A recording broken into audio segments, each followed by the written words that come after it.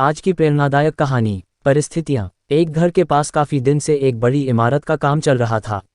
वहां रोज मजदूरों के छोटे छोटे बच्चे एक दूसरे की शर्ट पकड़कर रेल रेल का खेल खेलते थे।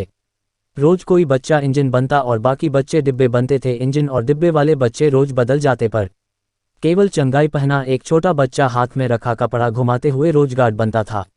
एक दिन मैंने देखा कि उन बच्चों को खेलते हुए रोज देखने वाले एक व्यक्ति ने कौतूहल से गार्ड बनने वाले बच्चे को पास बुलाकर पूछा, बच्चे तुम रोज गार्ड बनते हो, तुम्हें कभी इंजन कभी डिब्बा बनने की इच्छा नहीं होती?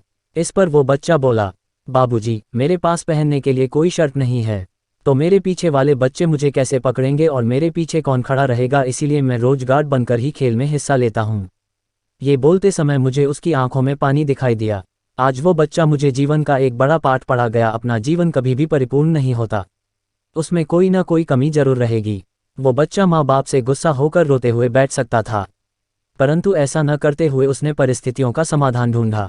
हम कितना रोते हैं, कभी अपने सांवले रंग के लिए, कभी छोटे कद के लिए, कभी पड़ोसी की बड़ी कार, कभी पड़ोसन के गले का हार, कभी अपने कम मार्क्स, कभी अंग्रेजी, कभी पर्सनैलिटी, कभी नौकरी की मार तो कभी धंधे में मार, कभी अपने सिंगिंग की लो स्केल को लेकर हमें इससे बाहर आना ही पड़ता है।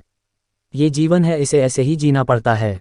चील की ऊंची उड़ान देखकर चिड़िया कभी डिप्रेशन में नहीं आती, वो अपने अस्तित्व में मस्त रहती है, मगर इंसान की ऊंची उड़ान देखकर बहुत जल्दी चिंता में आ जाते हैं। तुलना से बचें और खुश रहें, ना किसी से ईर्ष्या, ना किसी से कोई होड़। मेरी अपनी है मंजिलें, मेरी अपनी ही दौड़। परिस्थितियां कभी समस्या नहीं बनती, समस्या इसलिए बनती है क्योंकि हमें उन परिस्थितियों से लड़ना नहीं आता। सदैव प्रसन्न रहिए, जो प्राप्त है पर्याप्त है। नित्य याद करो शिव परमात्मा को।